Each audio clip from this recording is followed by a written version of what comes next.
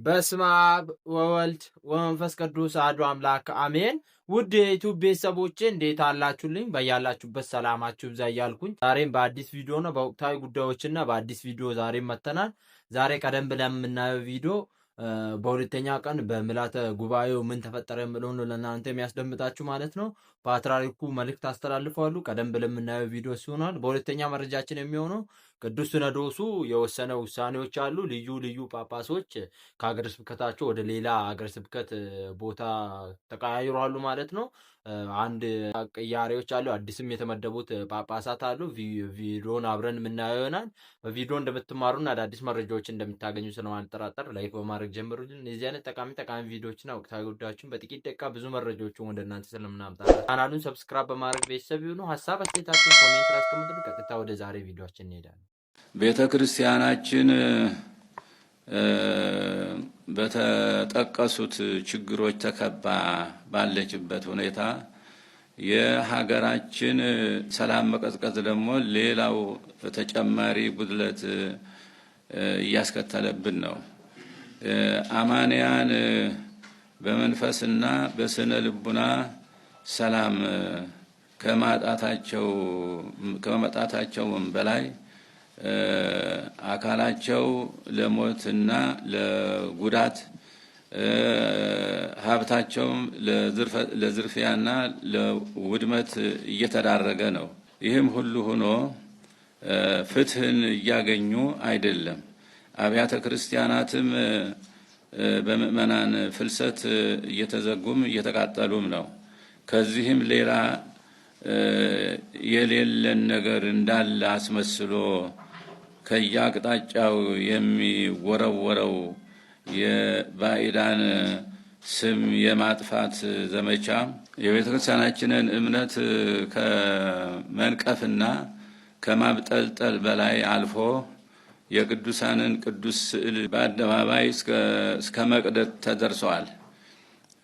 በቤተ ክርስቲያናችን ሕልውና ላይ በዓላማ የተነሱ አካላት የላክዋቸው እንዳሉ በሚመስል መልኩ በስመ ተሐድሶ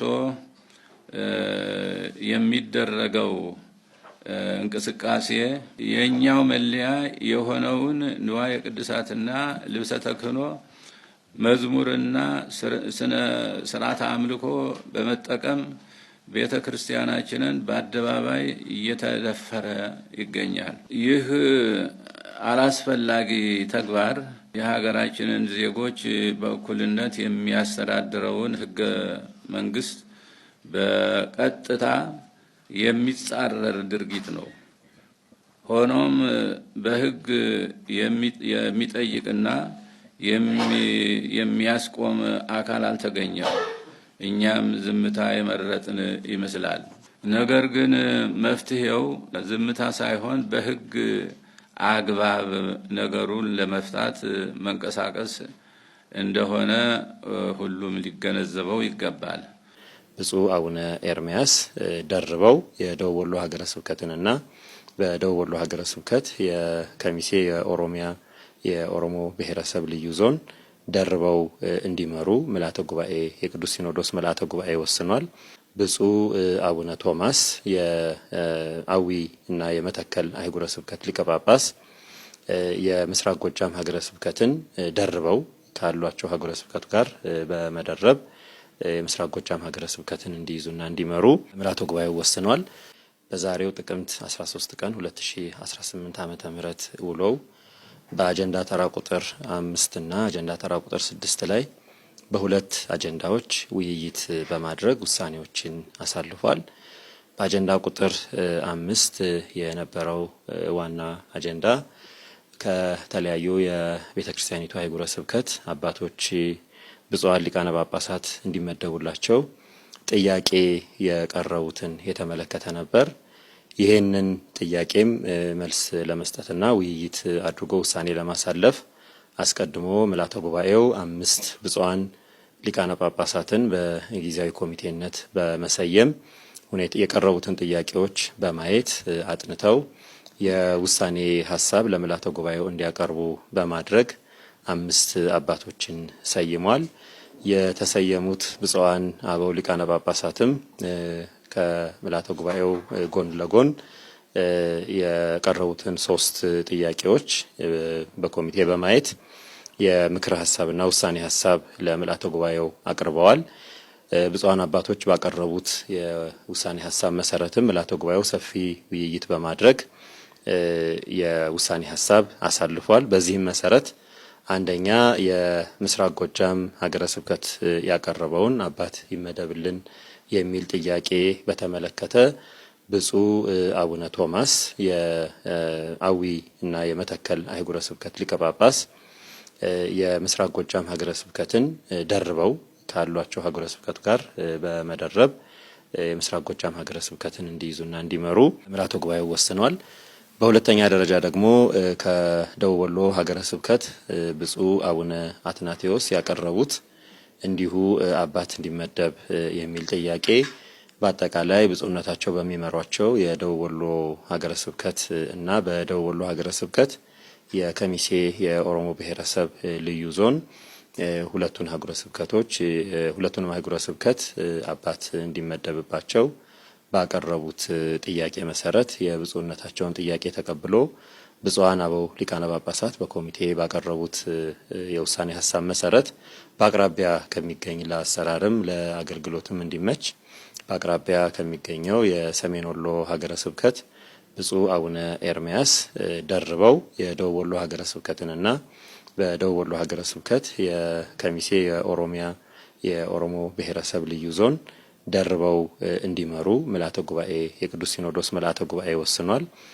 በሶስተኛ ደረጃ ከምስራቅ ወለጋ ከምዕራብ ወለጋና ከሆሮ ጉዱሩ ወለጋ የቀረቡ እንዲሁ አባት እንዲመደብ የቀረቡ ጥያቄዎችን በአጀንዳ ቀርጾ በብፁዓን አባቶች በቀረበው የውሳኔ ሐሳብ መሰረት የምስራቅ ወለጋንና የሆሮ ጉዱሩ ወለጋን ብፁዕ አቡነ ኒቆዲሞስ የምስራቅ ሐረርጌ ሀገረ ስብከት ሊቀ ጳጳስ ሁለቱን ሀገረ ስብከታቸውን እንደያዙ የምስራቅ ወለጋና የሆሮ ጉዱሩ ወለጋን ደርበው እንዲመሩ የቅዱስ ሲኖዶስ ምልዓተ ጉባኤ ወስኗል።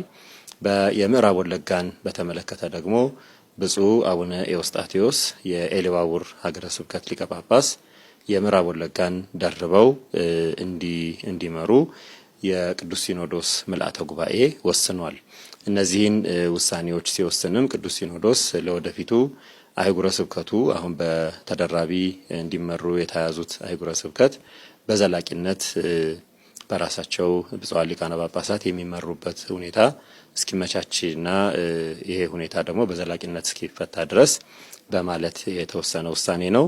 በዚህ መሰረት የአምስተኛው ተራ ቁጥር በአምስተኛ ደረጃ የተያዘው አጀንዳ የቅዱስ ሲኖዶስ ምልዓተ ጉባኤ ውሳኔ ተሰጥቶበታል። በስድስተኛ ተራ ቁጥር ላይ የነበረው የኢትዮጵያ አንድነት ገዳማት ህብረት ያቀረበውን ጥያቄ በተመለከተ የውይይት የተደረገበት አጀንዳ ነው። በዚህም አጀንዳ ላይ ምልዓተ ጉባኤው ውይይት ከማድረግ በተጨማሪ የዚሁ የኢትዮጵያ አንድነት ገዳማት ህብረት የስራ አስፈጻሚ አባላት የሆኑ አባቶች አበው መነኮሳት ከታላላቅ ገዳማት አበምኔቶች የመጡ በአካል ለቅዱስ ሲኖዶስ ምልዓተ ጉባኤ ቀርበው ጥያቄያቸውን በንባብ አሰምተዋል።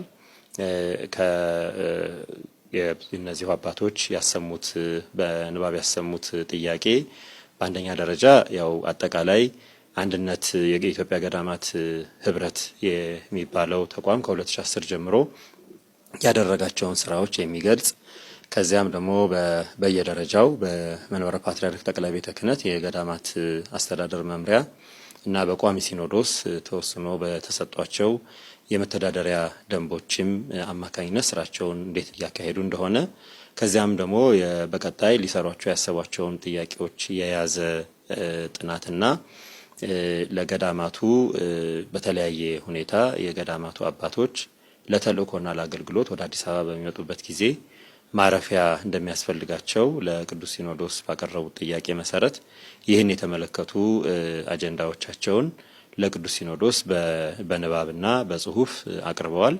ቅዱስ ሲኖዶስም እኒሁ አባቶች ታላላቅ አንጋፋ ገዳማት አበምኔቶች ያቀረቧቸውን ጥያቄዎች በንባብ ከሰማ በኋላ ውይይት በማድረግ ውሳኔ አሳልፏል። በዚሁ መሰረት አንደኛ የገዳማቱ ህብረት ያቀረቡት በተለይ አበው መነኮሳት እና እናቶች ከገዳም ለአገልግሎትና ለተለያየ ተልእኮ ወደ አዲስ አበባ በጊዜያዊነት ሲመጡ የሚያርፉባቸው ቦታዎች ያለውን አስፈላጊነት ምልዓተ ጉባኤው በመገንዘብ ይሄ ጉዳይ በመንበረ ፓትርያርክ ጠቅላይ ቤተ ክህነት ተመቻችቶ በዚያ መልስ እንዲሰጣቸውና እንዲፈቀድላቸው የሚል ሲሆን በሁለተኛ ደረጃ የአንድነት ገዳማት ህብረቱ ለገዳማት ዘላቂ ልማትና ራስን ለመቻል በልማት ለሚያካሂዷቸው እንቅስቃሴዎች የቀረቡት ጥያቄዎችን የተመለከተ ነው።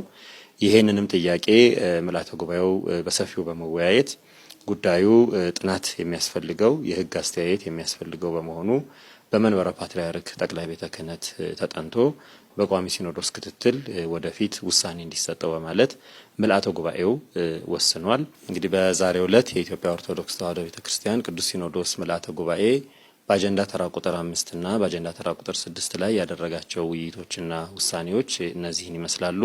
እግዚአብሔር አምላካችን የቅዱስ አባታችንና የብፁዓን አባቶቻችን በረከት በሁላችን ላይ እንዲያድር ፈቃዱ ይሆንልን እንላለን። አመሰግናለሁ። አባ ቅዱስ ከበሆ አባ ቅዱስ ከበሆ በስምከ እስቲ ሁላችሁም ይህንን ያያችሁትን ቪዲዮ በአንድ ቃል ግለጹት፣ የተሰማችሁን በኮሜንት ላይ ማለት ነው። ከዛ ኮፒ ሊንክና ሼር አድርጉት። የፕላስ ምልክቷንም መጫናችሁ እንዳትረሱ። የዛሬ ቪዲዮ ይህን መስል ነበርና በቪዲዮ እንደተጠቀማችሁና አዳዲስ መረጃዎች እንዳገኛችሁ ለማልጠራጠር ላይክ በማድረግ ጨርሱልኝ። እንደዚህ አይነት ጠቃሚ ቪዲዮዎችና ወቅታዊ ጉዳዮችን በጥቂት ደቂቃ ብዙ መረጃዎችን ወደ እናንተ ስለምናመጣላችሁ ቻናሉን ሰብስክራይብ በማድረግ ቤተሰብ ይሁኑ። ሀሳብ አስተያየታችሁን ኮሜንት ላይ አስቀምጡልኝ። በሌላ ቪዲዮ እስከምንገናኝ ቸር ቆዩልኝ።